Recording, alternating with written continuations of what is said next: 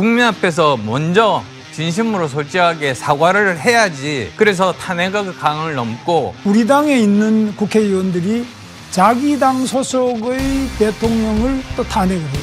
국민의힘의 안철수 후보께서 대통령을 탄핵해야 되겠느냐. 제가 탄핵한 적이 없습니다. 아마 가표를 찍으신 것으로 그렇게 알고 있고. 또 탄핵 소추안이었습니다. 네. 네. 그래서 그런.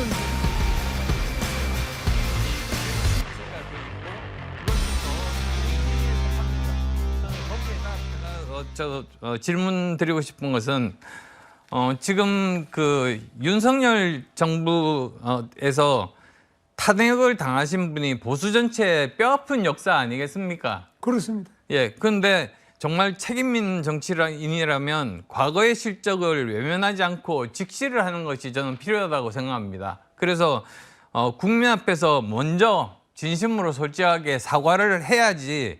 그래서 탄핵의 강을 넘고 그 다음에 국민의 길, 이기는 길로 갈 수 있다고 그렇게 생각하는데 지금 김 후보님께서는 어떻게 생각하십니까? 뭐 이번 탄핵은 여러 가지 말씀을 드릴 게 많이 있고 또 국민들께서도 이 탄핵이 이번에 처음도 아니고 지난번에 박근혜 대통령도 또 탄핵을 했는데 이번에 또 탄핵을 하고 우리가 뽑은 대통령은 계속 탄핵을 해요. 그래서 이런 부분에 대해 가지고 또 우리가 돌아보면은 우리 당에 있는 국회의원들이 자기 당 소속의 대통령을 자기가 뽑은 대통령을 또 탄핵을 해요. 지난번 박근혜 대통령도 그랬고 이번에 또 마찬가지예요. 그래서 이 정당이 어떻게 된 거냐. 예, 거의 제 네. 시간입니다. 네. 죄송합니다. 그래서 정당 자체가 우리가 다시 한번 우리를 돌아볼 필요도 있다고 봅니다. 예, 사실 우리가 보수의 진짜 책임은 국민 앞에서 반성하는 것부터 저는 시작한다고 생각합니다. 그래서 정말 그 이재명 민주정당에게 대한민국을 헌납할 수는 없지 않습니까? 네. 그래서 이런 대한민국의 시기를 거꾸로 가게 둘 수는 없기 때문에 국민께 사과를 하고 호소를 하고 저는 그런 태도가 필요하다고 그렇게 생각합니다. 뭐 저는 그런 점에서 국민께 사과하시는 우리 안철수 후보 같은 경우는 사과를 하시고 제가 오히려 안철수 후보님께 말씀드리고 싶은 것은 꼭 우리 국민의힘의 안철수 후보께서 대통령을 탄핵해야 되겠느냐.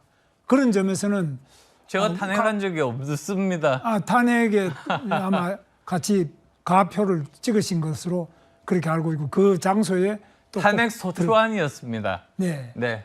그래서 그런 부분에 대해서는 저희는 조금 의아하게 생각합니다. 우리 당의 국회의원님들이 뭉쳐서 해결을 해야 되지 이런 부분들을 대통령이 조금만 어려운 점이 있다 문제가 있다 그러면 당에서 직접 대통령 찾아뵙고 말씀도 드리고 고치고 이건 이렇게 해야 됩니다 이래야지 뭐 걸핏하면 탄핵하고 민주당에서 정략적으로 탄핵을 국무총리부터 전부 탄핵을 30분씩 해도 그건 가만히 있다가 다 됐습니다. 이거는 좀 문제가 있다고 보죠. 예, 사실 제가 그때 탄핵 소추안에 그 표를 던졌던 이유는 저 혼자 이렇게 앉아 있었지 않습니까? 네. 그 이유 자체가 사실 헌법에 나와 있는 그 명문을 어겼기 때문이었습니다. 그러니까 보통 그 사변이라든지 내란이라든지 또는 국가 비상사태 때 발효할 수 있는데 그때는 그런 상태가 아니었었고요. 그 다음에 또 그럼에도 불구하고 국회의원들이 모여가지고 그 제적의원 과반수 이상이 거기에 대해서 반대를 하면 그게 탄핵이 취소되기 마련입니다. 그런데도 이제 그걸 막기 위해서 군대가 그 국회에 헬기가 착륙을 하고 그 다음에 저는 제일 황당했던 것 중에 하나가 경찰이 국회의원이 국회로 들어가는 것을 막았습니다. 그래서 저는 할 수 없이 옆으로 돌아가서 담을 넘어서 들어갔습니다. 그래서 그런 것들 때문에 저는 탄핵 소추안에 찬성할 수밖에 없었다. 그렇게 말씀을 드리고 싶습니다. 저는 오히려 안철수 의원님께서 국민의힘의 중진 의원이십니다. 그리고 국민들을 또 처음 다 보고 있는 데서 제일 먼저 우리 정치인이 해야 될 것은 당내 단합과 민주주의. 그래서 우리 당내에 윤석열 대통령이 계십니다.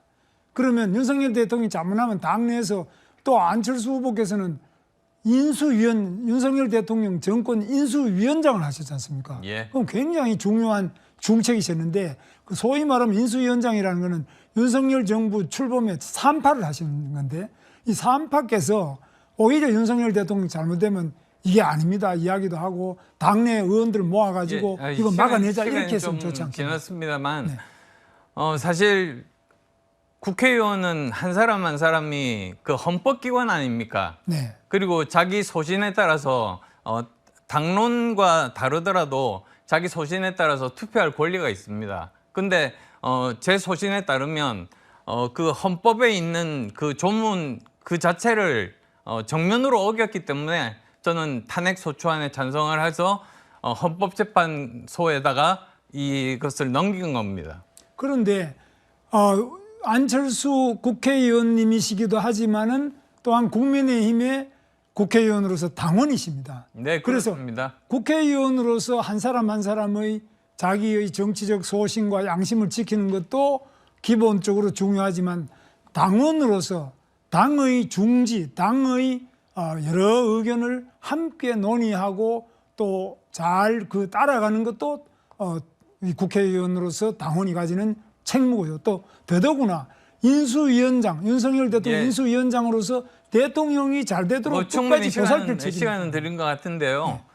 사실 보면 헌법이 제일이고 그 다음에 법률이 있고 그 다음에 또 그 당 내부에 있는 당헌 당규가 있습니다. 근데 헌법과 그리고 또 법률을 보면은 거기에는 그 국회의원들이 가지고 있는 그 소신에 따라서 당론과 다르더라도 자기 소신을 지키고 헌법기관으로서 투표할 권리가 있다고 분명히 명시가 되어 있고 그것이 더 상위에 속합니다.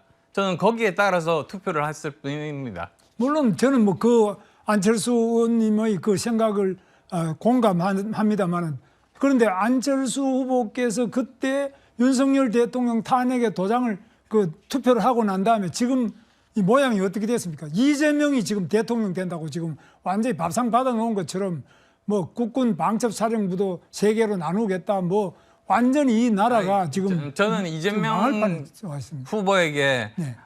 다음 대통령이 돌아갈 거라고 생각하지 않습니다. 지금 현재 그 정말 막강한 국회 권력을 가지고 있는데 이제 대통령까지 된다면 혼자서 모든 걸 다 할 수 있는 거 아닙니까? 5년 뒤에 우리나라가 도대체 어떻게 될지 알 수 없다는 불안감이 국민들 사이에 팽배하고 있다고 봅니다. 그래서 국민들이 균형 감각을 가지고 제대로 이 한쪽이 이렇게 국회에서의 많은 권력을 가지고 있다고 한다면 대통령 권력까지는 주시지는 않을 거다. 저는 그렇게 국민들을 믿습니다. 근데 지금 이제 돌아가는 모양이 윤석열 대통령이 탄핵이 돼버렸기 때문에 이 윤석열 정부는 실패한 것처럼 비치고 따라서 다음에는 정권이 넘어가기 아주 위태로운 이런 상태에 있기 때문에 저도 또 어떻게 하다 보니까 갑자기 불려 나온 겁니다. 제가 대통령 하고자 하는 것도 아닌데 이렇게 돼서 그 모든 그 원인이 안철수 후보께서 국회의원으로서 자기 당의 소속 윤석열 대통령을 탄핵했기 때문에 빚어진 거 아니냐. 저는 매우 안타깝게 생각합니다. 저는 그렇게 생각하지 않습니다. 오히려 지금 현재 우리나라가 지금 안고 있는 굉장히 많은 문제들이 있지 않습니까? 네. 지난 3년간 윤석열 정부 동안에 여러 가지 제대로 잘 못했던 그런 정책들도 많습니다. 그래서 그런 것들을 포함해서 이번 기회에 제대로 잘 고치라고 예를 들면 의료 대란 문제도 사실은 마찬가지고요. 그리고 교육개혁도 마찬가지고 그 다음에 또 그 과학기술 쪽에 그 연구개발비 10% 삭감도 마찬가지고 이런 것들을 모두 다 고칠 수 있는 정말로 좋은 기회가 왔고 이것들을 제대로 극복한다면 우리는 정말 세계 3강의 나라에 오를 수 있다.